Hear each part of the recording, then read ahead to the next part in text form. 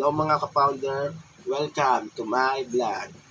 Please like and subscribe, notification bell para updated po kayo sa akin sa aking mga video.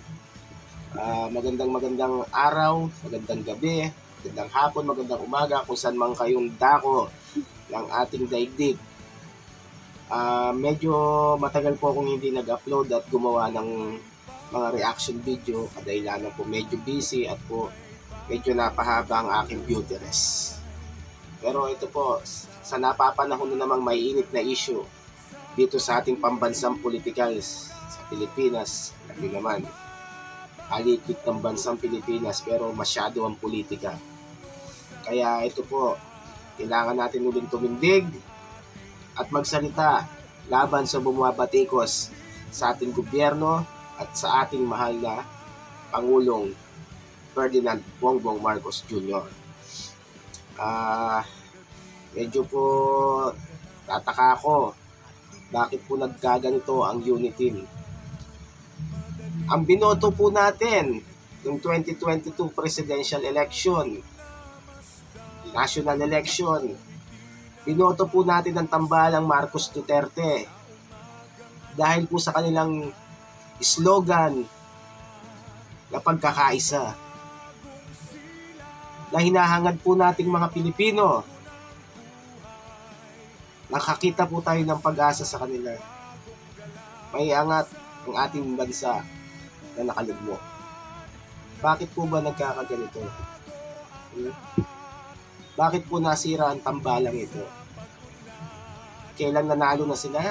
At abot kamay na sana natin ng pagbabago at pagkakaisa saka pa po nagkaroon ng mga ganitong issue. At isa pa po, itong matandang Duterte, nag-uulyanin na yata. Alala ko nung araw, minsan ko nang inidolo itong taong to eh. Pinaglabang ko sa social media, kami ang mga Duterte cyber warriors nun, mga DDS, na lahat ng kumakalaban sa presidente nun, mga trolls na dilawan, ilalabanan namin. Pero ngayon, sarili ko pong opinion na disappoint ako sa matandang to. Dahil sa'yo, digong, mawawala ang korupsyon. Diba po? Namimiss nyo ba yung mga ganyang kanta? Ano man ang mangyari, di kanya iiwan. Duterte, naging ulyanin ng matanda. Ganyan po ngayon dapat ang kanta sa kanya. Duterte, tumatandang paurong. Yan po. Maalala po natin, itong linggo ay nagkaroon ng kick-off rally ang ating administrasyon ng ating gobyerno para sa bagong Pilipinas. Pero sinabutahe po to ng matandang Duterte. Gumawa din sila ng prayer rally sa Davao with candlelights. Kala ko ba, stupid God? May speech mo doon. Galit ka sa mga paring Katoliko. Bakit merong mass rally? Saka ano yung mass rally nyo na yan? May mga performer? Ganyan ba yung mass rally? Saka isa pa, kayong mag-ama, kasama mo yung Mayor Basti na yan, Basti Duterte. Nagmumura kayo. Prayer rally ba yan? Hindi ba kayo mahihiya sa nasa itaas niyan? Sa mga pinaggagawa nyo? At ito pa po, mamaya po panurin natin itong video na to, yung mga maanghang at mga kabastusan na binitawan na salita ni Duterte laban sa ating presidente. Una kong pinanood ang speech ni PBBM dahil nagulat ako sa dami ng tao. 400,000 ang attendance sa Quirino Grandstand. Pati Luneta nasakop na. Iba't ibang bayan. Hindi katulad ng sa inyo, Davao lang. Natural, may pupunta dyan. Baluarte ganyan Davao eh. Nandyan ang anak mong mayor, nandyan ang anak mong congressman, may 51 billion. Alam niyo sa tingin ko, Manong Digong, diversity tactics lang yung ginagawa nyo para malihis ang atensyon at ang issue sa anak nyong si Pulong. At isa pa, sinasabihan yung bangag si PBBM namin Kayo, hindi ba kayo mukhang bangag sa mga pinagsasabi nyo? Mas mukha pa nga kayong bangag eh.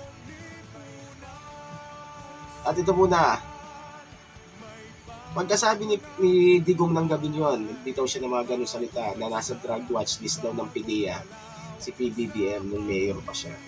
Kinabukasan ay ng umaga-umaga, naglabas ng statement ang PDEA. At ito nga ang statement na yun.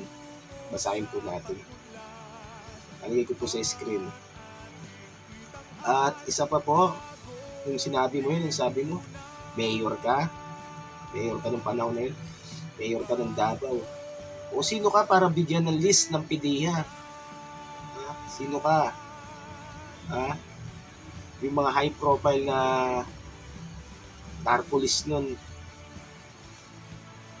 bakit ka bibigyan? Di ka naman presidente nun. Nung panahon na yun, si Pinoy ang presidente nun. Si Panot na Pinoy. Ako, Digong, Tatay Digong, na wala yung respeto ko sa'yo sa kapag-hanga. Bakit mo binabanatan ng People Initiative? Ikaw kaya ka namin binoto ng 2016 presidential election dahil nangako ka, mag-shift tayo sa federal government. Papalitan mo ang 1987 Constitution. Ngayon sasabihin mo, dapat steady lang ang Constitution? Dapat hindi mapalitan yan? Ano ka? Naiinggit ka? Kasi ikaw hindi mo nagawang palitan? Ngayon, nagtatangka ang Kongreso na palitan ng Constitution. Nagagalit ka? Sino ka ba? Wala ka na sa eksena. Tapos ka na. Mind your own business. At sinasabi mo, ang mga militar, bantayan ng Kongreso. Saka isa pa, napapansin ko, bakit tuwing na lang may banat ka kay Pangulo, lagi mo lang dinadamay ang militar? Kaya sabi mo na alam ng militar yan na adik ang presidente, na dapat guluhin ng militar ang Kongreso. Baka nakakalimutan na mo, hindi ka na commander-in-chief. Excuse me. Former president ka na lang. Kumbaga, civilian ka na lang. Ordinaryong tao ka na lang, si Digong ka na lang. Ang commander-in-chief ay si Marcos Jr. Hindi ikaw. Kakalimutan mo na yata yun. Uulianin ka talaga, Digong. Nakakalungkot na nakakatawang isipin itong mga ka-founder na ang dating tambalang Marcos Duterte ay nasira na lang dahil sa ambisyon at sulsol ng mga nakapaligid sa kanila. Ano bang kinagagalit yung mga nakapaligid sa iyo? Yung mga talo ng senador yan ng nakarang eleksyon eh. Yung mga dati mong kabinete. Ano bang expect nila? Hindi sila mapapalitan? Siyempre ang ilalagay ni PBBM, yung talaga mga tao niya, hindi yung tao mo. Sa expect of utang na loob. Bakit pinapautang na loob ng Basting Duterte na yan sa mga Marcos na nailibing ang apong lakay namin sa libingan ng mga bayani? Ikaw na mismo nagsabi, former president, qualified siya ang mailibing sa libingan ng mga bayani. Pinatupad mo lang. Ibig sabihin nun, kahit sinong presidente, pwede siyang mailibing sa libingan ng mga bayani. Huwag lang yung dilawang presidente. Sa tanungin ko sa inyo, speaking of utang na loob uli, kung walang Marcos, walang Duterte. Kung hindi ka sinuportahan ng Solid North noong 2016 election, siguradong hindi ka mananalo. Sinuportahan ka ng mga Marcos loyalists. Baka nakakalimutan mo yun, Duterte.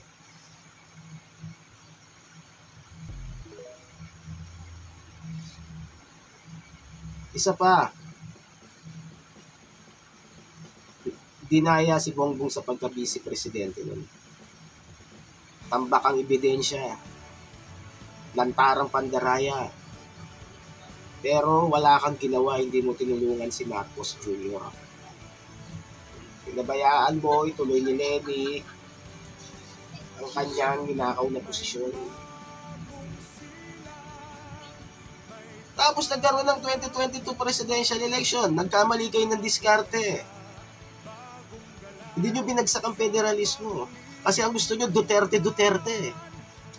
Pag may presidente ang anak mo si Sara, magbi-vice presidente ka. Hindi nyo ini-expect na biglang bulusok ni Marcos Jr. ng aming presidente. Napakalakas niya sa survey. Doon, nag-neutral kayo, nag-alangan kayo kasi siguradong tatalunin niya si Sara. Kaya para makasiguradong panalo ni Sara, iniline up nyo siya kay PBBM. Pero ikaw, nagtatry ka pa rin sirain siya. Sinasabi mo na merong adik na kandidato, nagkukuking. O si PBBM pa nga unang nag-drug test nun eh. Negative. Ano pa yung sinabi mo nun? Pag dinakawang kayo niyan, huwag niyo ako sisisihin. Hello, gasgas na salita ng nakaw. 100 counts of graft and corruption na sinampa sa mga Marcoses. Lahat yun na-dismiss. Alam mo yan. Tatay Digong. O Tatay Dugong. Well, ito naman guys, saka huwag mong gagamitin ng mga militar, huwag kang mananawagan sa militar. Inuulit ko sa'yo, hindi na ikaw ang commander-in-chief. Si President Bongbong Marcos Jr. na ang commander-in-chief at siya na ang aming presidente. Saka huwag kayo masyadong atat na paupuin si Sara. 31 million ang bumoto sa presidente namin. Sasabihan nyo mag-resign. Ano kayo, nahihilo? O pare-pares na kayo lahat dyan tumatandang paurong dyan sa Davao. Saka isa pa, huwag kayong pakakasigurado. Sa mga survey na umuna si Sara Duterte ngayon sa presidential race, mahaba pa, malayo pa ang national election. Magbabago pa yun. Baka magulat kayo, sinasabi yung tambalos-los na si Martin Romualdez yung pamakalaban ni Sara sa susunod na presidential election. Ako ano ko lang yun prediction ko lang yun, mga ka-founder. Ito guys, dito sa vlog ko na to, halata naman bias ako pinapanigan ko ang mga Marcos natural. Ang sabi sa Biblia, magpasakop tayo sa gobyerno. Kahit anong klaseng leader yan, magpasakop tayo. Sumunod tayo sa alituntunin ng gobyerno. Kasi kaya naging leader natin, naging presidente yan, tinalaga ng Diyos yan. Diyos ang gumagawa ng tadhana. Walang gobyernong hindi galing sa Diyos. Nasa gobyerno na lang yon, may free will sila. Kung magiging masama sila o mabuti sa kanilang pamumuno. Pero bilang mamamayan tayo, bilang Kristiyano tayo, sumunod tayo sa kautusan. Pasakop tayo sa gobyerno. Yun ang dapat po natin gawin. Sana po, Manong Duterte, hindi na kita tatawagin tatay. Kasi yung kabastusan ng bunganga mo ginamit mo sa isang taong disente, katulad ni PBBM. Hindi mo napansin kahit anong ibato nyo sa kanyang masasakit na salita, hindi naman nila kayo binabastos, hindi niya kayo ginagawang bastusin. Dahil very professional yan taong yan. Hindi katulad nyo, para kayong mga nauulol dyan sa Davao. O isa pa, nabasa akong balita kanina. Ahabol daw ng senador si Willie Revilla. Karapatan mo yan. Tignan lang natin. Sana humabol na rin si Andrew para kayong dalawa. Akatuwa lang guys si Willie nasa Davao yung linggo. Pero si Andrew shoutout sa'yo, idol Andrew. Nandun siya sa kick-off rally ni PBBM at pinasaya niya ang mga tao. Maraming salamat, idol. Alam mo, Tatay Digong, ang dapat sa'yo, nagpapahinga ka na lang. Ini-enjoy mo na yung nalalabing panahon sa buhay mo.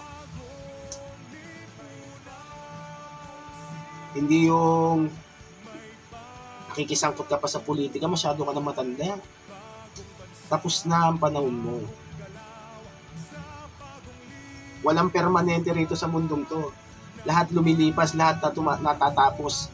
Pati ang sandibutan na ito matatapos pagdating ng panahon. Mapaparam lahat. Mawawala. Magiging abo. Dahil hindi lang tayo dito mabubuhay. Pagdating na pag-hukom, sabay-sabay tayong hukuman, depende sa mga ginawa natin. Kaya huwag kayo masyadong sakim sa kapangyarihan. Ganyan. Nakikita kayo ng nasa itaas. Mga ginagawa niyo yan. Well guys, napahaba na tong vlog ko na to. Kailangan ko lang talaga magsalita at para mailabas ko yung... Habang nanonood ako ng mga vlog ng mga ibang pro-administration vlogger, tapos ginagawa nga nito ng reaction video yung speech ni former President Duterte, nanggigigil ako yung hindi ko mailabas yung nasa loob ko. Bilang isang Pilipino, bawat isa sa atin ay may karapatang magsalita ng nasa loobin natin. Pero hindi yung gano'n na dati siyang pinakamataas na pinuno rito sa Pilipinas siya pa yung magiging pangit na halimbawa sa atin at sa mga kabataan natin. Alam mo, Tatay Digong, ito lang masasabi ko sa iyo. God bless po sa inyo. At sana po, mahanap nyo na ang katahimikan sa buhay nyo. At linisin ng Panginoon ang puso nyo. Yun lang po. Well guys, thank you for watching. Please like and subscribe. I ain't happy, I'm feeling glad I got sunshine in a bag, I'm useless.